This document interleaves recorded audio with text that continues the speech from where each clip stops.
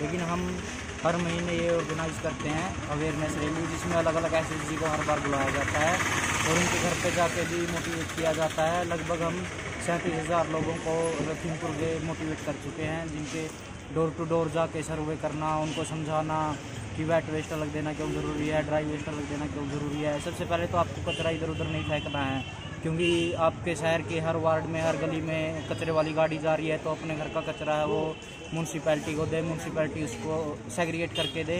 उसमें ग्रीन और ब्लू 2 तरीके के सेग्रीगेट करके दिया हुआ है गाड़ियों में, जिसमें से गीला कचरा है वो ग्रीन में और जो ब्लू में सूखा कचरा डाला जाता है। बाद में उसको रिसाइकल रीयूज किया जा सकता है। जो ग्रीन कचरा है उससे बाद में कंपोस्ट बना के अच्छी पैदावार ली जा सकती है।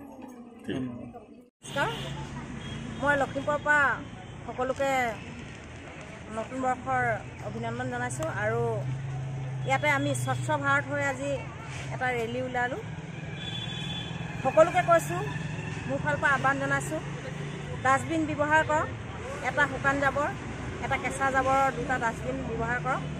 আৰু আমি লখিমপুৰ জিলাৰ প্ৰত্যেকটো ৱাৰ্ডতে আমাৰ যিমানখিনি বুথ আছে আমি সকলোৱে এই স্বচ্ছ ভাৰতৰ লগত, স্বচ্ছ ভাৰত অভিযানৰ লগত আমি জড়িত হৈ আছোঁ।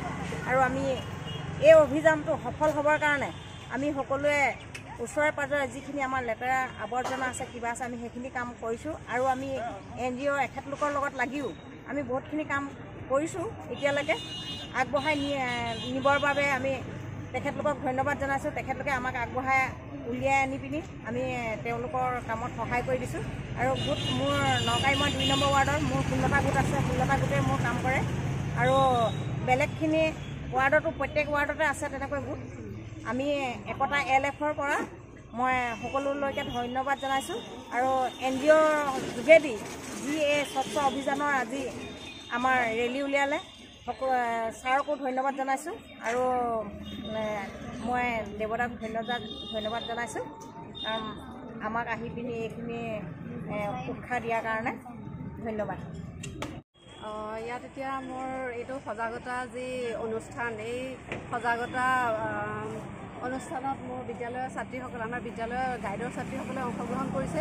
তেওঁলোকে যিহেতু স্বচ্ছ ভাৰতৰ ওপৰত আমাৰ প্ৰধানমন্ত্ৰী ডাঙৰীয়াই যথেষ্ট গুৰুত্ব আৰোপ কৰিছে আৰু তাৰ লগত সংগতি ৰাখি আমাৰ জিলাখনৰ পৰাও এই সম্পৰ্কে গুৰুত্বপূৰ্ণ পদক্ষেপ লৈছে।